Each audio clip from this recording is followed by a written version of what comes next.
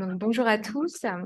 Donc avec Dominique, on va vous présenter, on va vous proposer une petite séquence aussi sur un autre dispositif INRAE qui peut appuyer les recherches en AB, donc qui sont les unités et installations expérimentales. On va essayer de brosser un état des lieux actuel très rapidement, mais aussi plutôt mettre en discussion avec vous. Vas-y, tu vois. Mettre en discussion avec vous les conditions d'évolution de ce dispositif. Alors, le dispositif des UEIE en AB à INRAE, il est présent un peu au niveau, il a une implantation nationale. Il représente aujourd'hui 12% de la SAU, c'est-à-dire à peu près 620 hectares, 6% du cheptel et la moitié finalement des sites, alors pas de toutes les UEIE INRAE, mais en tout cas des sites qui peuvent accueillir des essais au champ ou en conditions d'élevage. Donc, vous avez ici la carte qui est présente aussi sur le site du métaprogramme qui montre la localisation et les types de production qui sont tout partis en AB dans les UEIE INRAE. Et rapidement, pour commenter cette carte, ce qu'on observe en termes de trajectoire, c'est un doublement du nombre de sites entre 2009 et 2022. Avec aujourd'hui 15 sites sur les 18 qui accueillent des expérimentations en AB qui sont certifiés, la majorité de manière partielle et 3 d'entre elles totalement certifiées. Depuis 2015, on a une forte augmentation de la SAU en AB, donc passage de 400 à 620 hectares, mais cette augmentation, finalement, elle masque de fortes disparités en termes de pourcentage de SAU dédié à l'AB dans l'UE. Donc, ça va de 0,7 à 240 hectares selon les sites, selon les productions, bien évidemment, et ça représente finalement de 1,5 à 100% de la SAU. Le dispositif en AB, il couvre vraiment une diversité de productions. On a de l'arboriculture, de la vitie, des grandes cultures, de l'élevage ovin, bovin allaitant, porcin, de la polyculture élevage, en bovin-lait, bovin allaitant, polyélevage. Donc, il y a vraiment une diversité. Mais finalement, peu de sites articulent production végétale et animale, ce qui est important en AB, lié là de manière importante finalement à la structuration INRAE en départements animaux et végétaux. Et puis, il y a des productions encore manquantes, caprins, équins, poules pondeuses, poissons. Et dans ces UE, finalement, les experts en AB relèvent d'une diversité d'approches. Ça peut être des expérimentations factorielles, des expérimentations systémiques, des dispositifs d'innovation ouverte qui permettent d'associer dans des démarches participatives des acteurs des filières et des territoires. Et ça porte sur des thématiques évidemment très variées de conception, évaluation de systèmes de culture, de systèmes d'élevage, de systèmes de production, d'innovation variétale, de questions qui ont trait à la santé des plantes, la santé animale, la santé des sols, qualité des produits. En tout cas, il y a vraiment une diversité aussi de thématiques qui sont abordées dans ces UEIE. Alors, on a réalisé en 2021, avec l'aide d'un étudiant, une enquête auprès des directeurs d'UE.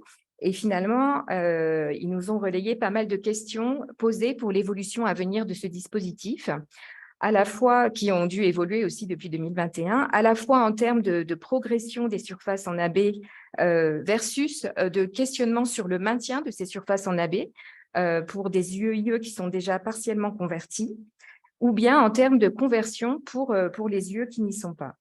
Alors, ce type de choix, finalement, ça embarque des dimensions qui sont tout à la fois liées aux stratégies d'établissement, aux missions propres des unités et installations expérimentales qui sont discutées avec leur département tutelle selon les schémas stratégiques de chaque département, des dimensions finalement liées à la pluralité des acteurs qui sont impliqués dans cette prise de décision et aussi aux motivations propres des collectifs de travail dans les UEIE.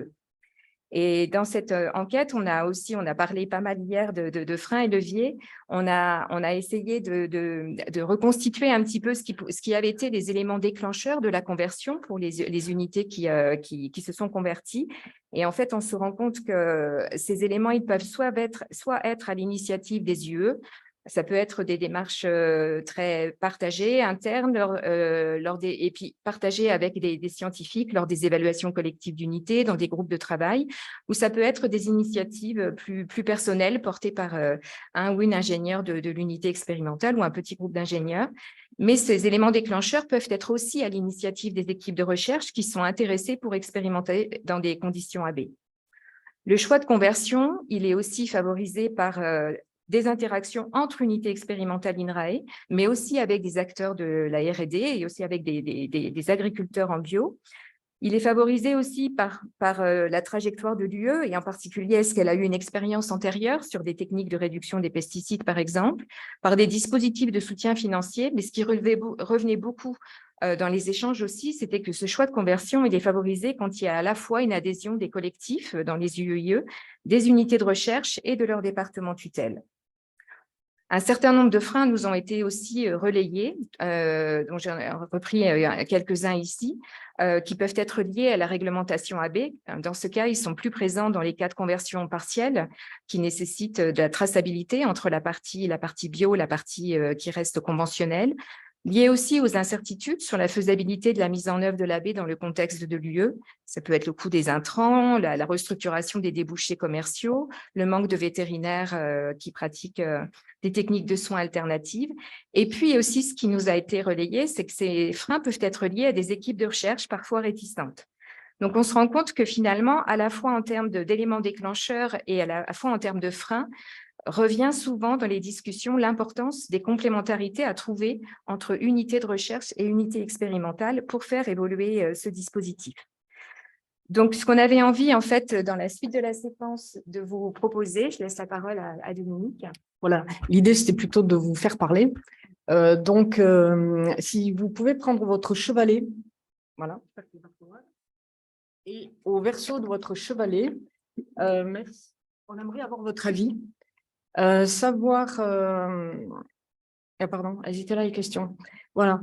Est-ce que pour vos recherches, vous avez aujourd'hui un besoin non satisfait d'expérimentation en AB?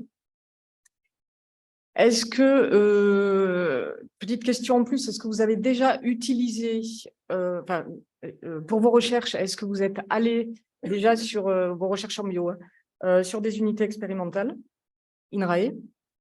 D'après vous, quelle évolution ce dispositif expérimental devrait avoir pour répondre à vos besoins expérimentaux? Ça fait beaucoup en 2 minutes, là, mais bon.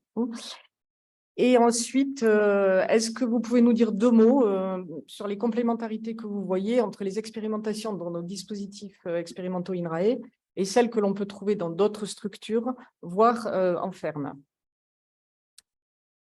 Voilà, vous avez 2 minutes. Tranquillement. Et ouais, non, mais 2 minutes, on va les avoir là.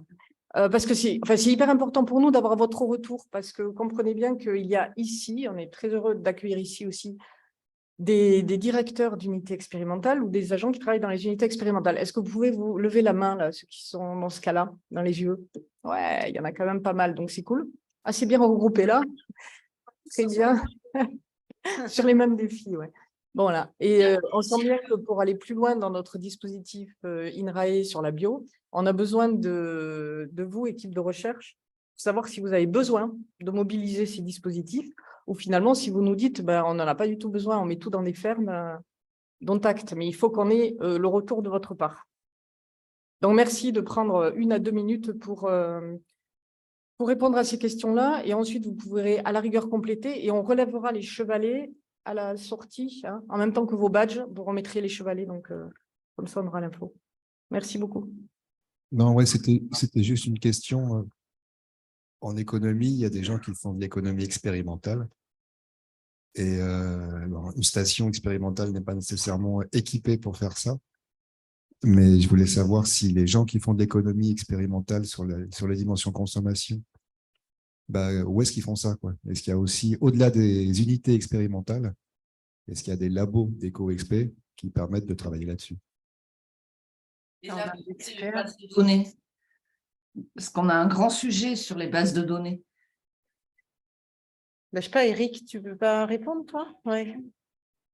Oui, c'est ça, hein, je l'ai. Oui, en général, les travaux d'économie expérimentale, on les fait en laboratoire. Et ça veut dire qu'en fait, alors à Bordeaux, on a un accord avec Bordeaux Sciences Agro pour systématiser un observatoire économique de la consommation avec des travaux d'économie expérimentale qui sont vraiment réguliers et menés. Mais ce n'est pas du tout répertorié par l'INRA. Mais j'ai eu la même réflexion que toi.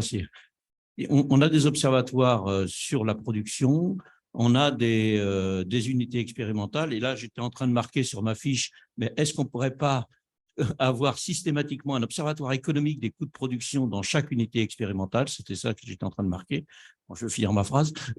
Mais j'étais en train effectivement de me poser la même question que toi. Est-ce qu'on ne pourrait pas avoir des observatoires? Alors, je ne sais pas, c'est plus compliqué, hein, de la demande, bon, parce que c'est mon obsession, moi, mais on a la même obsession, manifestement.